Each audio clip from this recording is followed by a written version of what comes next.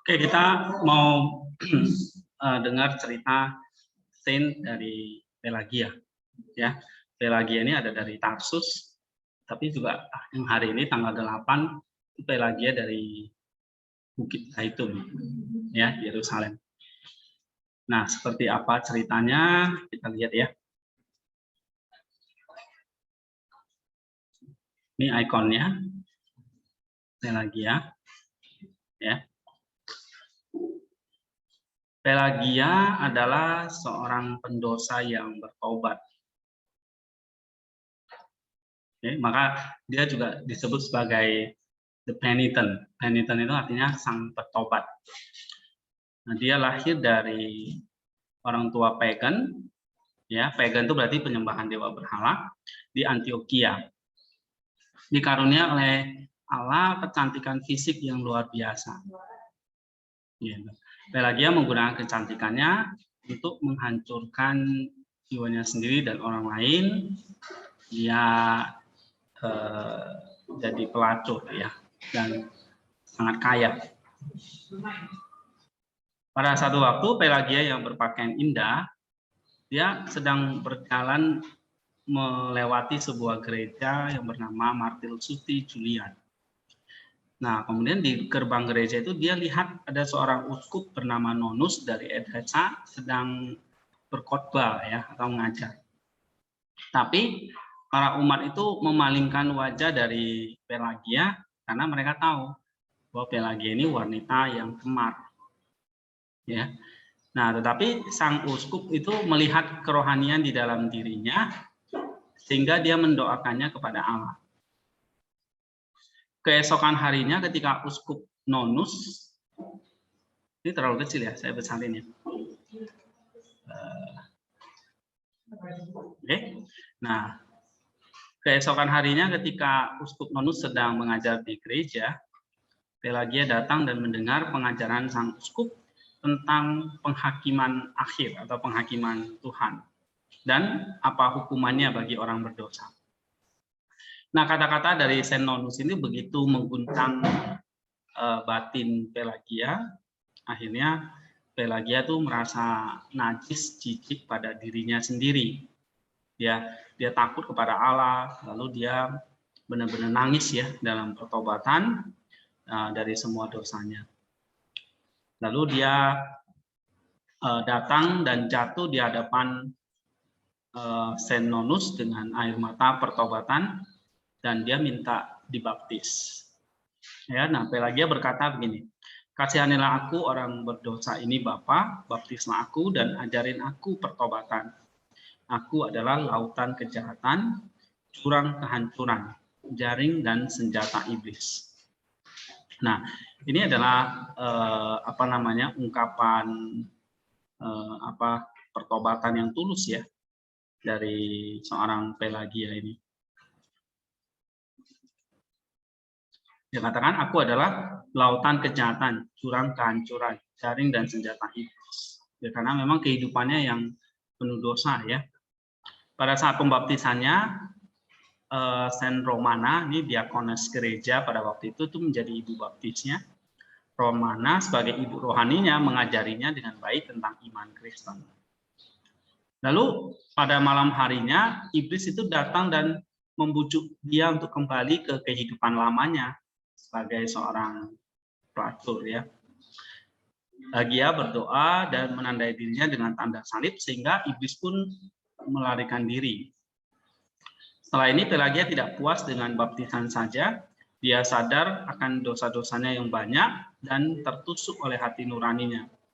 Lalu dia membawa hartanya kepada uskup Nonus dan uskup itu memerintah dia untuk membagikan hartanya kepada orang-orang miskin. Lalu uskup Nonus berkata, biarlah dengan bijak disebarkan apa yang secara ajaib dikumpulkan. Nah, jadi Pelagia itu membagikan semua hartanya gitu ya. Lalu dia diam-diam berperjalanan ke Yerusalem, ke Bukit Zaitun untuk melakukan pertapaan yang keras. Ya, lalu dia ubah namanya menjadi Pelagius karena pada zaman itu yang boleh masuk ke itu harus laki-laki. Maka dia mengubah namanya jadi laki-laki Pelagius. Ya, di sana dia mengurung diri di dalam sel doa dan memulai puasa, doa dan berjaga-jaga sepanjang malam yang berat. Setelah 3 tahun, diakon Senonus yang bernama Yakobus mengunjunginya dan mendapati dia masih hidup. Tapi ketika dia mengunjunginya lagi, beberapa hari kemudian dia mendapati bahwa Saint Pelagia ini telah beristirahat di dalam Kristus. Ya, dia dengan hormat menguburkan tubuhnya. Saint Pelagia wafat kira-kira tahun 461, ini di abad ke-5. Sehingga orang yang sebelumnya berdosa ini menyenangkan Allah oleh pertobatan dan pekerjaannya, diampuni dari dosa-dosanya dan dikuduskan oleh Allah. Dan jiwanya yang murni dan suci menjadi layak bagi kerajaan Allah. Nah, dari cerita ini kita belajar apa ini? Ini ada satu nyanyian buat dia ya. Dalammu ya Ibu, apa yang dijadikan menurut gambar Allah nyata diselamatkan. Sebab dengan menerima salibmu, engkau telah mengikut Kristus, dan dengan doa engkau telah belajar menghina kedagingan. Sebab engkau telah melampauinya untuk merawat jiwa kekalmu. Karena bersama para malaikat jiwamu bersukacita, ya Pelagia yang terhormat. Lalu dengan mengeringkan tubuhmu dengan puasa, dengan permohonan-permohonan berjaga, engkau telah memohonkan Sang Pencipta mengenai perbuatan-perbuatanmu, agar engkau boleh menerima pengampunan sepenuhnya. Dan akan ini telah nyata engkau dapatkan, ya Ibu yang telah menunjukkan kami jalan pertobatan. Nah, ini ada gambar pertobatan Saint Pelagia ya di hadapan Uskup Nonus ini. Oke. Nah, ini ada cerita lagi tentang Pelagia ya.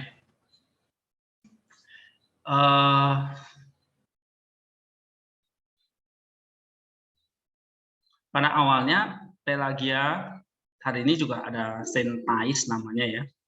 Ini adalah orang-orang perempuan yang sangat cantik pada zaman itu. Lalu mereka cuma peduli soal tubuh mereka.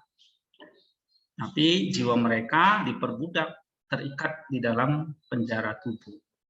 Ya, bapak-bapak mereka tidak menghiasi jiwa mereka, yang mereka peduli cuma tubuh.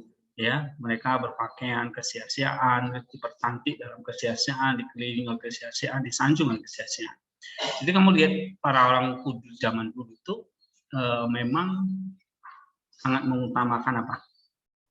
Perhiasan atau kebaikan dari jiwa. Ya.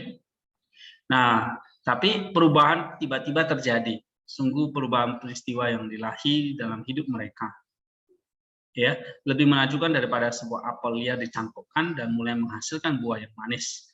Atau jika rawa-rawa yang keruh atau bau tiba-tiba menjadi air yang jernih dan bersih diminum. Nah, waktu itu Uskup Nonus kan bersama uskup lain itu melihat Pelagia itu berdosa dalam penampilan luarnya, mengenakan pakaian paling mahal, berdandan dan dihiasi dengan cincin kalung dan pernak-pernik wangi dan dikelilingi oleh budak.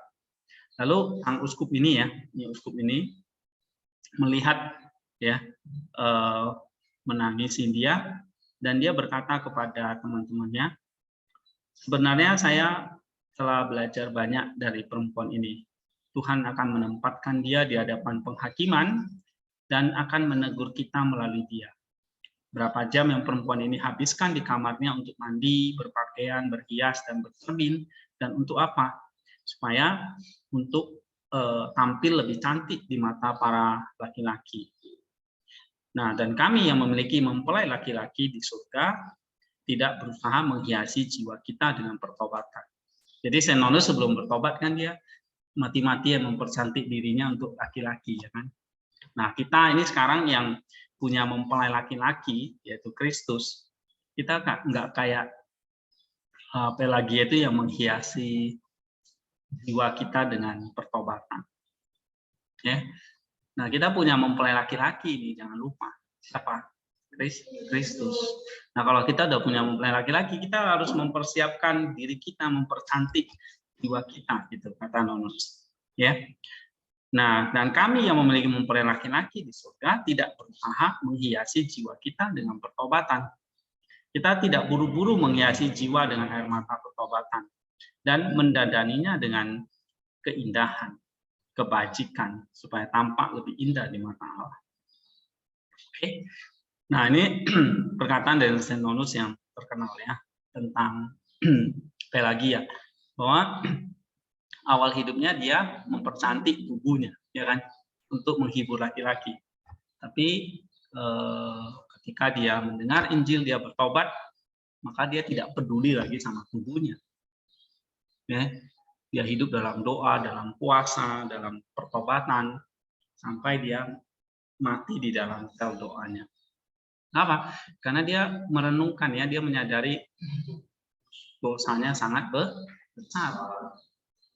Ya, sehingga yang panjang sisa hidupnya yang Tuhan kasih itu, dia tidak lagi mau berdandan buat laki-laki, tapi buat mempelai Kristus, ya, buat mempelai laki-laki dia, yaitu Kristus.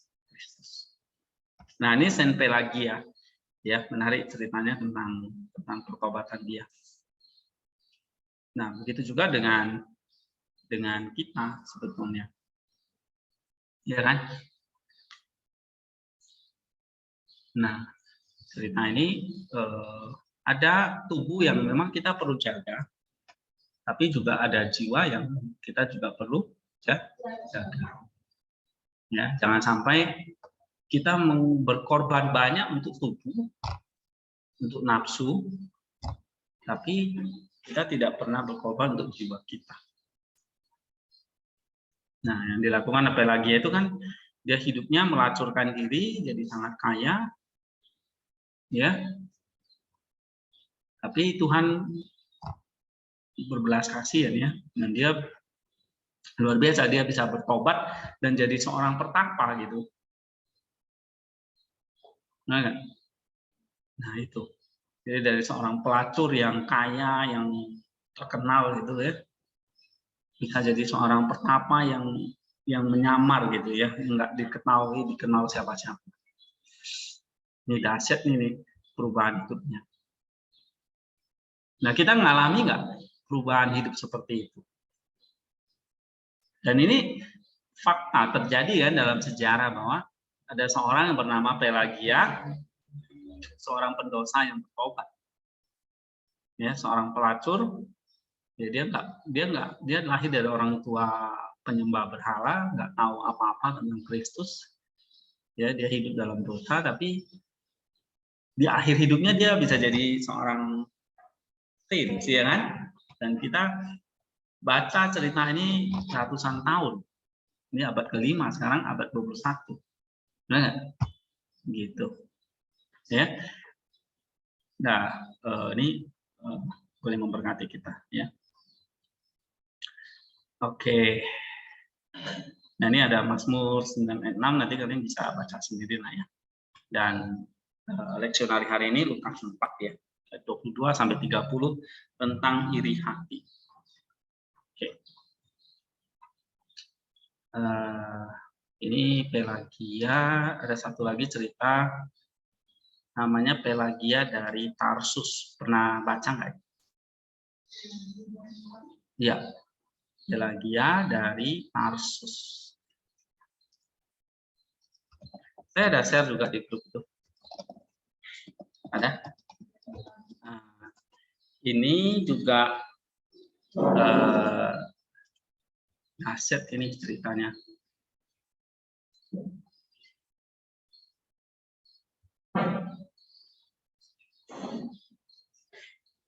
Ini yang saya buka sebentar ya.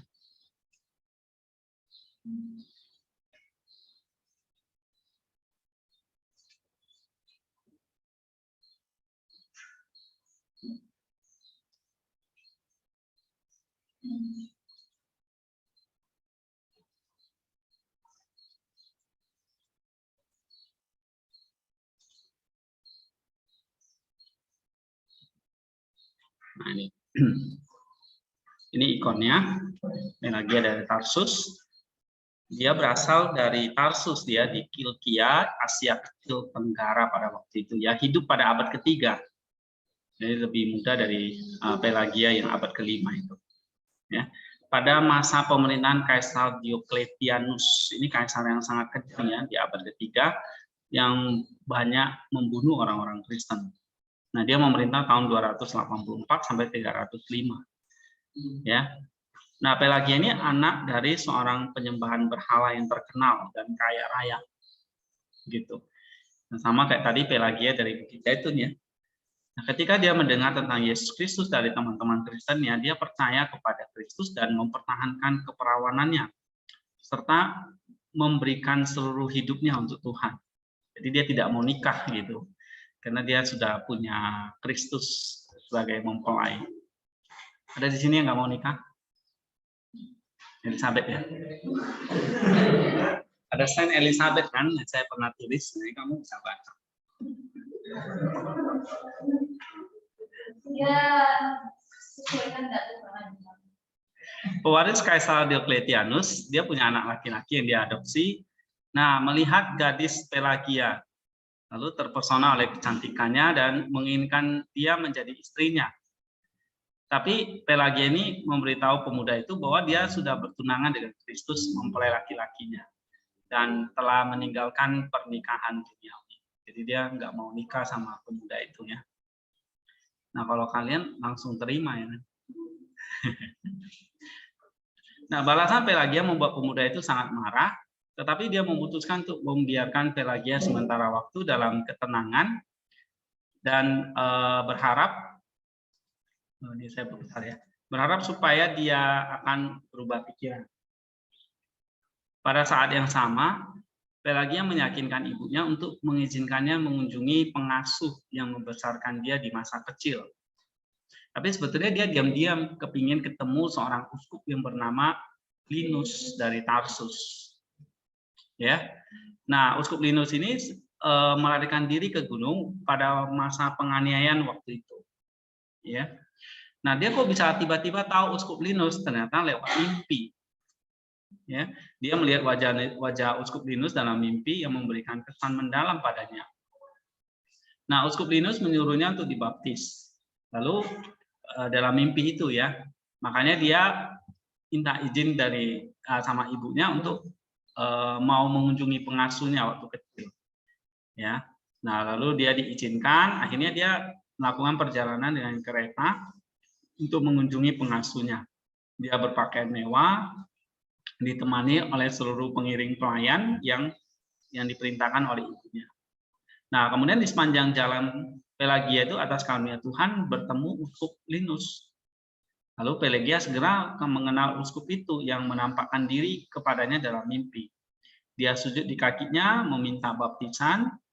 Lalu atas doa sang uskup mata air mengalir keluar dari tangan. Lalu uskup Linus membuat tanda salib di atas Saint Pelagia dan selama baptisan para malaikat muncul dan menutupi orang yang dipilih Tuhan itu dengan mantel yang terang bercahaya. Seperti setelah memberikan perjamuan kudus kepada Pelagia, perawan yang saleh, uskup Linus mengucapkan doa syukur bersamanya dan kemudian mengizinkan dia untuk melanjutkan perjalanannya. Dia kemudian menukar pakaian mewahnya dengan pakaian putih sederhana dan membagikan harta miliknya kepada orang-orang miskin. Kembali kepada para pelayannya, Pelagia memberitahu mereka tentang Kristus dan banyak dari mereka yang percaya dan bertobat. Ya, lalu Pelagia kembali ke rumah dan dia mencoba mempertobatkan ibunya sendiri menjadi orang Kristen. Tapi ibunya yang keras kepala itu mengirimkan pesan kepada putra Diocletianus bahwa Pelagia itu sudah jadi Kristen dan dia tidak mau menjadi istri dari anak Diocletianus itu. Nah, lalu pemuda itu menyadari bahwa Pelagia telah hilang darinya dan dia jatuh ke atas pedangnya sendiri dalam keputusasaannya. Jadi dia bunuh diri gitu. Nah, akhirnya ibu Pelagia jadi takut akan amarah kaisar, sehingga dia mengikat putrinya sendiri dan dibawa kepada kaisar. Ya, mengatakan bahwa ini yang bertanggung jawab atas kematian anak dari Diocletianus. Ya. Tapi Kaisar Diocletianus terpikat oleh keindahan dan tidak biasa dari perawan itu, dan dia mencoba merayunya gitu, ya, mengalihkan imannya dari Kristus dan mau menjanjikan dia harta gitu ya, dan mau menjadikan dia sebagai istrinya.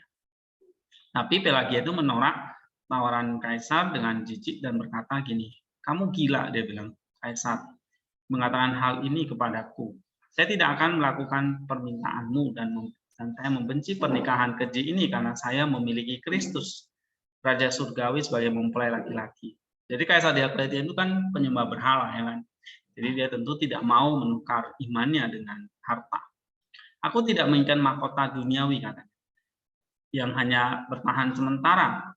Tuhan dalam kerajaan surgawinya telah menyiapkan 3 mahkota yang tidak dapat binasa untuk saya. Yang pertama adalah iman, karena saya telah percaya kepada Tuhan yang benar dengan segenap hati saya.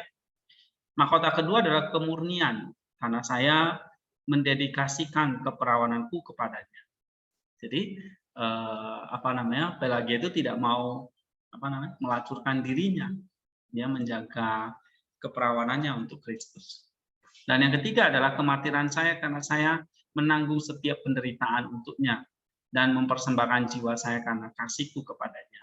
Jadi akibat keputusannya nggak mau menikah, maka taruhan itu nyawanya. Ya, dan dia bilang aku mendapat 3 mahkota itu, yaitu iman, kesucian, dan kematiran. Ya. Nah, ini satu semboyan ya, atau maksudnya satu prinsip hidup ya sebagai orang Kristen, bahwa kita punya iman, kita diselamatkan. Lalu kita harus menjaga kesucian atau kemurnian. Dan yang ketiga apa? Rela menderita. Dan Tuhan mengatakan berbahagialah orang yang menderita karena namaku. Ya kan? Gitu. Nah, itu mahkota yang kita terima. Seperti Pelagia ini. Nah, ini ada satu ikon ya, gambar. Dia ada di tengah-tengah lembu yang berwarna merah ini. Apa maksudnya ini? Ada yang tahu nggak? Nah, ini ceritanya gini. Ketika dia menolak menikah dengan Diocletianus, maka kaisar itu menghukum Pelagia dengan cara dibakar di dalam bejana banteng lah ya, atau lembu perunggu yang membara. Nah, ini gambar. Jadi dia dibakar hidup-hidup. Sadis ya. Nah, dia tidak mengizinkan para algojo menyentuh tubuhnya. Martir suci ini membuat tanda salib dan masuk ke dalam bejana itu, dan dagingnya meleleh seperti bau harum mur memenuhi seluruh kota dengan keharuman. Jadi kayak dimasak, tapi kayak apa ya? Iya, menimbulkan aroma yang harum. Ya. Lalu tulang-tulang Senpegia tetap tidak terluka, ya, maksudnya tidak hancur. Kalau dibakar kan biasanya hancur kan. Nah, ini tulang-tulang tetap utuh, tapi akhirnya dibuang ya oleh orang-orang di situ ke luar kota. Nah, lalu datang 4 ekor singa ya, yang keluar dari hutan lalu jaga tulang-tulang itu, ya, supaya tidak dimakan oleh burung-burung atau binatang buas yang lain. Jadi singa-singa itu melindungi relik dari Saint Pelagius sampai si Uskup Linus yang membaptisnya itu datang ke tempat itu. Lalu uskup itu menguburkan tulang-tulangnya Pelagia itu dengan hormat. Ya, nah Pelagia itu mati martir itu diperingati tanggal 7 Oktober, tapi biasanya tanggal 4 Mei. Nah, kalau Pelagia yang dari Bukit Zaitun itu tanggal 8 Oktober. Nah, ini nama Pelagia ya. Jadi kalau kalian ingat Pelagia, ingat pertobatan, kan, dari Bukit Zaitun. Tapi kalau Pelagia dari Tarsus itu ingat apa? Ingat kesucian tadi itu, kesucian dan kemartiran. Nah, ini cantik kan? Nah, nanti kita akan bertemu dia nanti di surga. Ya. Nah, cerita seperti itu penting ya buat generasi sekarang yang memang kekristenan itu kayak jadi sekedar bukan ya, kayak semacam pengajaran yang mati, nggak ada rohnya, ya, hanya semacam pengetahuan aja, kayak orang belajar ilmu agama aja, nggak ada rohnya gitu, ya. Nah, Pelagia dia bukan dia dari latar belakang penyembahan berhala, dia mendengar Injil itu dari teman-temannya, ya kan? Lalu suatu malam dia itu dapat mimpi bahwa dia akan bertemu dengan seorang uskup dan dibaptis.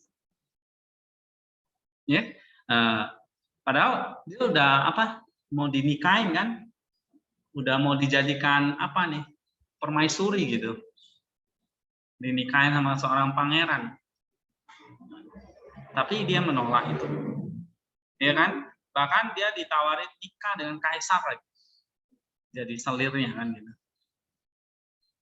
Kalau kita mungkin udah oke jadi ya kan Binda, gitu. Sama Okto aja mau ya kan. Oke. Jadi saudara jaga iman, kesucian dan penderitaan. Ya memang kalau menjaga kesucian itu ya pasti menderita. Itu bukan kata saya, itu firman Tuhan juga ya kan. Dan firman Tuhan itu terjadi dalam kehidupan gereja kan. Ada orang-orang yang menderita memang. Jadi apa yang diajarkan oleh gereja, oleh rasul, oleh Tuhan Yesus di dalam kitab suci itu benar-benar terjadi. Dan ini terjadi dalam hidup kita yang mengakui punya iman yang sama ini, seperti Pelagia. Berarti kayak iman, kesucian, penderitaan, ya kita mengalami yang sama di tengah dunia ini. Ya, nah itulah sebabnya kita perlu diingatkan lagi, ada cerita, ada ada kehidupan, ada kesaksian yang nyata ya, ada bukti yang nyata bahwa Roh Kudus bekerja di sepanjang zaman sampai sekarang, ya, termasuk kita di sini, gitu. Oleh sebab itu, Roh Kudus bekerja pada Pelagia dari Tarsus misalnya, Roh Kudus juga akan bekerja di dalam diri kita, gitu. Ya, asal kita mau gitu ya, asal kita misalnya kayak belajar seperti ini kayak bukan jadi satu cerita kayak cerita dongeng atau cerita buat anak-anak sekolah minggu gitu, tapi ini cerita yang punya roh gitu, punya roh, punya kehidupan yang membangkitkan ya roh kita. Nah saya nggak tahu apa kalian bacanya itu apa yang didapat. Ya. Oh, ini kayak cerita dongeng aja atau ini menjadi satu cerita yang bahwa Roh Kudus ingin kita hidup seperti itu. Oke? Ya.